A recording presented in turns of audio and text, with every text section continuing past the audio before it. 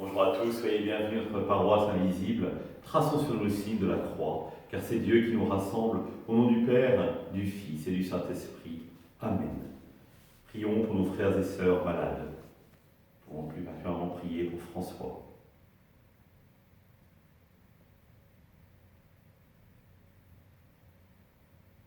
Prions pour les soignants et ceux qui œuvrent pour le bien commun.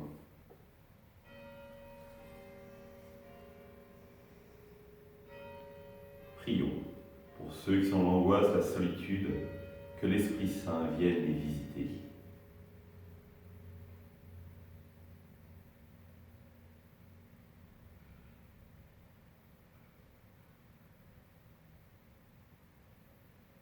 Pour manifester notre communion, je vais maintenant allumer cette bougie au cierge pascal.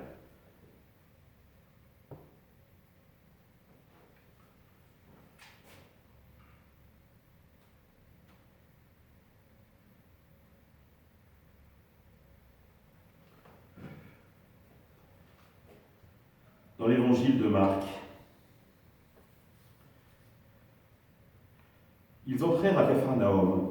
Aussitôt le jour du sabbat, Jésus se rendit à la synagogue, et là il enseignait. On était frappés par son enseignement, car il enseignait en homme qui a autorité et non pas comme les scribes. Or, il y avait dans leur synagogue un homme tourmenté par un esprit impur qui se mit à crier « Que nous veux-tu, Jésus de Nazareth? Es-tu venu pour nous perdre? Je sais qui tu es, le Saint de Dieu. » Jésus l'interpella vivement « Tais-toi, sors de cet homme. » L'esprit impur le fit entrer en convulsion, puis poussant un grand cri sortit de lui. Ils furent tous frappés de stupeur et se demandaient entre eux « Qu'est-ce que cela veut dire ?» Voilà un enseignement nouveau donné avec autorité. Il commande même aux esprits impurs et ils lui obéissent. Sa renommée se répandit aussitôt dans toute la région de Galilée. Acclamons la parole de Dieu. Louange à toi, Seigneur Jésus. Frères et sœurs, petite question. Vous êtes dans un pays étranger et vous êtes en difficulté. Que faites-vous ?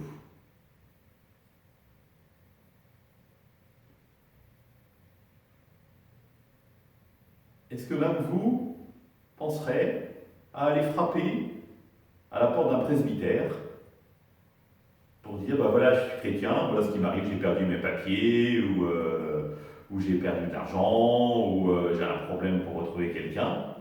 Est-ce que vous vous dites, j'ai mes frères chrétiens qui sont là, et je vais aller leur demander de l'aide? Spontanément, ça ne vient pas. Pourquoi? Sommes-nous frères ou sœurs, ou pas? Ce qui est intéressant, vous voyez, c'est que Jésus, il n'est pas chez lui, là, à Capharnaüm, mais il entre dans la synagogue. Parce que ça lui paraît évident, c'est là que sont ses frères, pour annoncer la bonne nouvelle. Et annoncer la bonne nouvelle, ça veut dire quoi? Cela veut dire, effectivement, proclamer la Torah, mais aussi prendre soin des autres. Celui qui est malade, Jésus va le guérir. Jésus va prendre le temps de le guérir. Et ce qui est intéressant, c'est que cette fraternité, finalement, qu'il veut vivre avec tous, se manifeste pleinement et évidemment étonne les gens.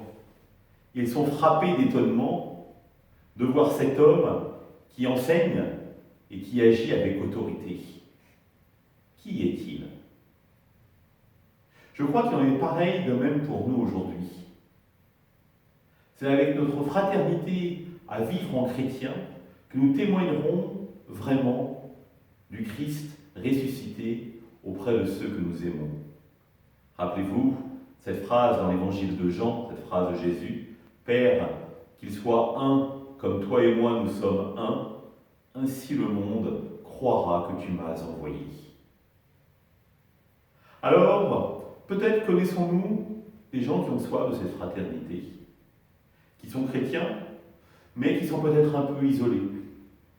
N'hésitons pas à aller frapper à leur porte ou à leur téléphoner pour manifester cette fraternité de Dieu.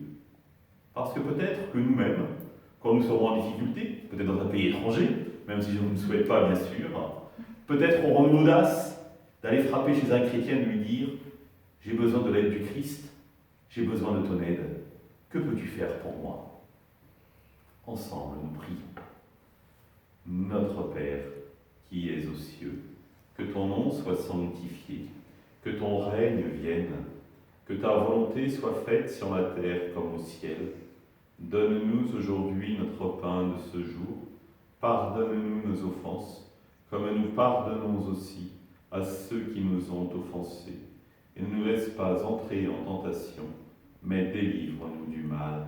Amen.